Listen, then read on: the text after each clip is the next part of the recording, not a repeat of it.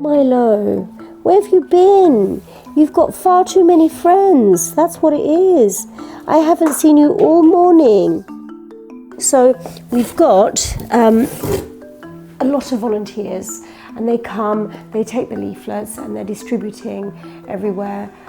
They've been really, really amazing, actually. How did you get the volunteers? So what we had been doing is we've formulated a social action group, and volunteers came through that, and they expressed a wish to support the campaign. I'm originally from Bangladesh. I'm a proud British Muslim woman, mother of 4 grown-up children. They're all working, alhamdulillah.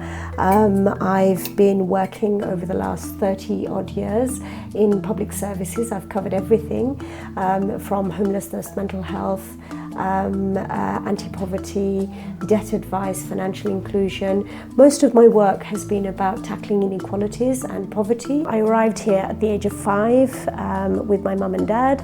I became a young carer looking after my dad, who was very severely disabled and he was in a wheelchair. After finishing my education, I worked in public services. Most of my work background has been around anti-poverty and tackling inequalities.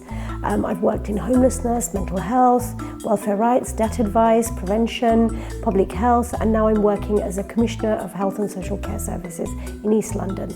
I serve as a magistrate in 4 local magistrate courts on the criminal bench. I've also had the privilege of working in race equality and community cohesion as a trustee. I've been the co-founder of several community organisations. Assalamu alaikum.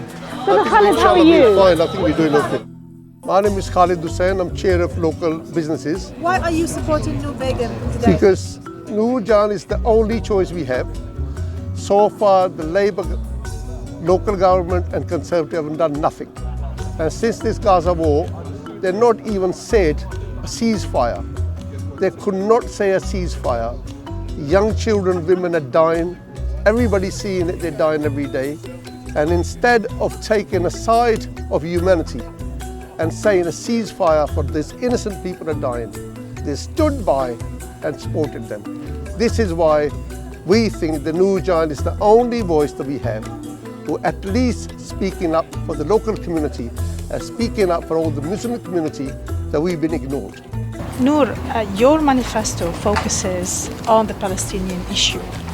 I see there is passion in you to defend this particular cause. Where does your passion come from? I think it started really early. I grew up in Birmingham, and even as a small child, I faced racial abuse. We had all of that when I was growing up. And then as an adult, what I found was that, I was the victim of hate crime twice. Somebody attacked me because I had a hijab on.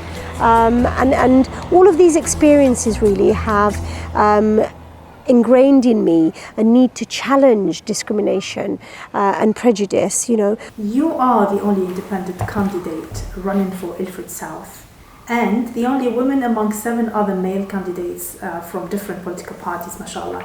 How do you assess your chances of winning a seat in this election? Looking at the demographic in Ilford South and the involvement of the community. I formulated a social action plan last year. Our social action group is very active in the community. We're raising awareness, we're activating, mobilizing the community, and I believe we have a very good chance of winning. Now, the challenge as a woman, I believe firmly that we should be in the room, we should be at the table, and we should be in the chair where there is decision making. We are half of the population. So I'm not very politically inclined normally, but because of the urgent issues that are at hand locally and internationally, this has brought me to the cause, and I'm supporting Noor Jahan because she passionately believes in local and international issues, and that's what inspires me and inspires everybody else to come out every single day. My name is Wasim Ahmed. I'm the chair of Redbridge Community Action Group, or RCAG. We formed in the wake of what happened after 7th of October. Well, with Noor, she stands for a lot of the things that we stand for, so freedom for Palestine. And she's a magistrate and she's a senior commissioner. She knows about issues about crime, about health, obviously Palestine, as I said. And she's born and raised here, they both are. So we want people from the community to represent the community, not people shipped in from outside or from, Labour central headquarters. I have a question for you. Given the last comment made by the Labour Party about Bangladeshi immigrants, my concern is the potential increase in racism. What is your approach if you are elected? Following the comments of the Labour leader, that we are actually very angry and appalled that a politician would be saying these things. When I'm elected as an independent MP, there are a number of things that I'll be doing to tackle racism. One of them is to make sure that we have stronger legislation to punish people who make racist comments or that they are discriminating against us because of our race and gender. Why are you supporting Noor today? We've had enough of Labour and we've had enough of the Conservatives. They've both let us down on a number of issues. Noor is a candidate that I believe can bring a lot to the community, bring a lot in Parliament.